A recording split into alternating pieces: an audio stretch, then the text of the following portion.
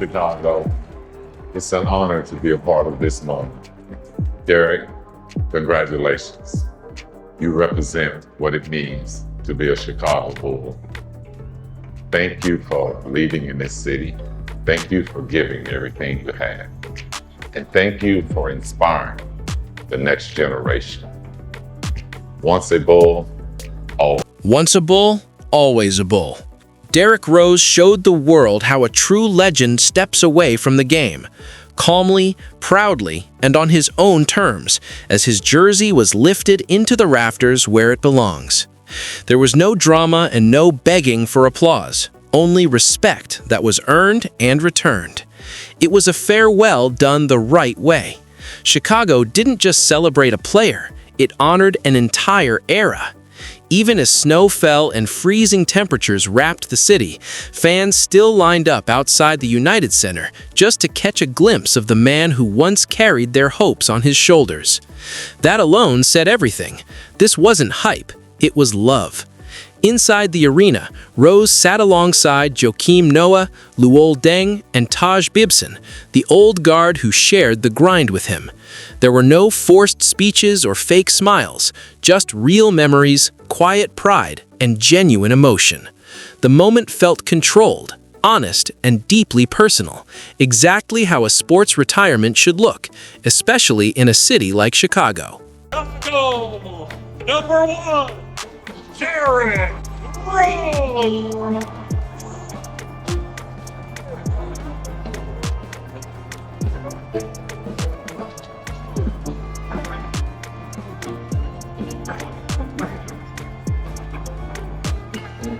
That's where the contrast really starts to sting.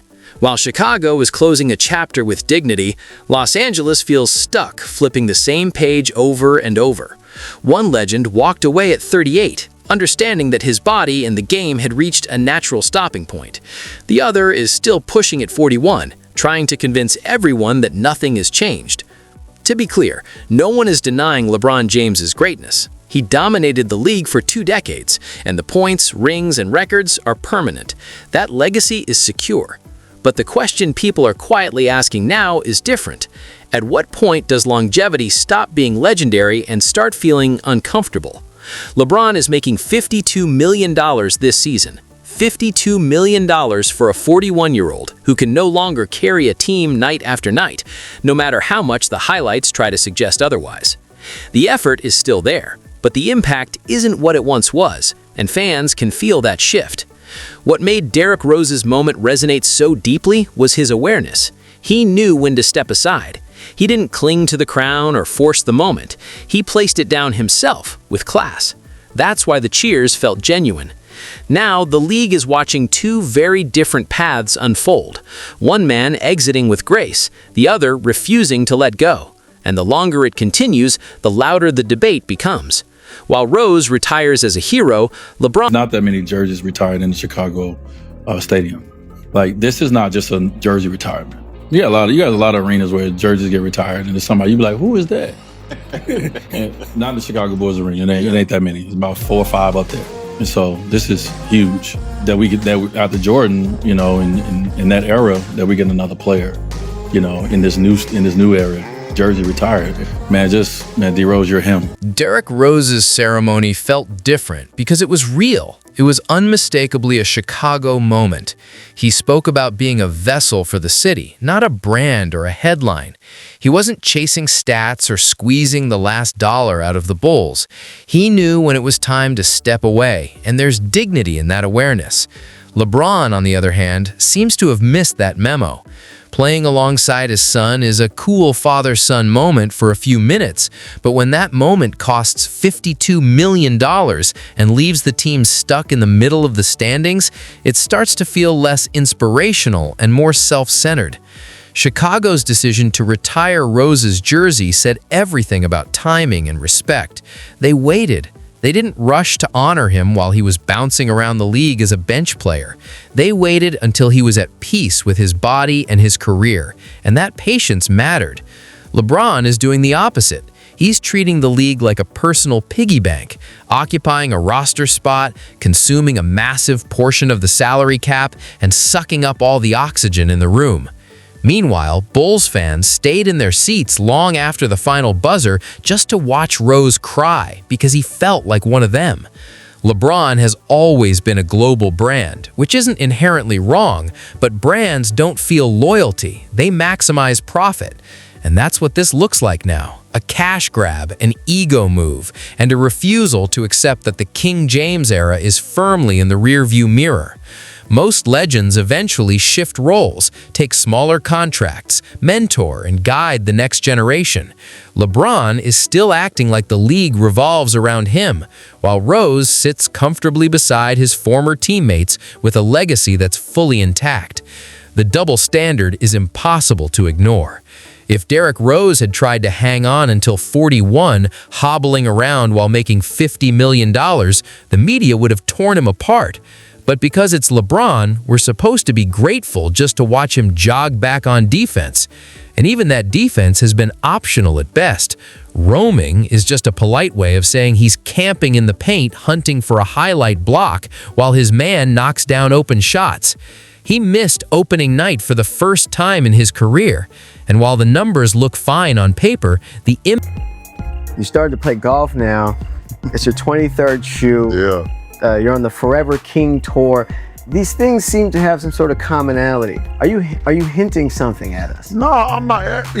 I'm not hinting at anything. I mean, obviously, I know I'm on the other side of That hump? the hump for sure. Come on now, like I'm not going to play another 23 years. That's for damn sure. And I'm not about to play another 10. So I'm definitely gearing up to where the end is. I'm not there yet, but I'm super blessed to be able to, sit here. Like I said, you said year 23, another signature shoe.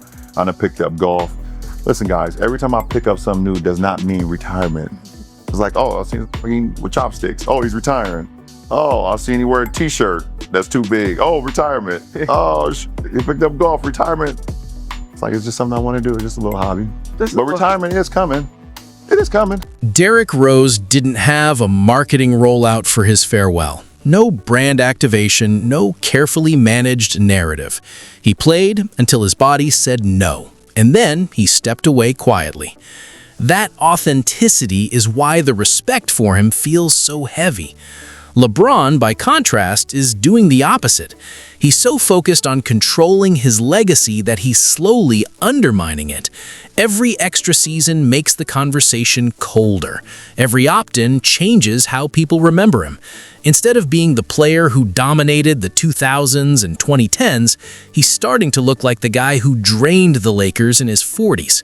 If the league actually cared about preserving his image, they would tell him to take the flowers, take the tour, let the arenas roar while the superstar image is still intact, and retire with the jersey in the rafters. But they won't because he generates too much revenue. And he won't walk away either because the paycheck is too tempting. The fans get caught in the middle. Look at Chicago. Kevin Huerter hit a game winner and instantly mirrored Rose's iconic playoff moment.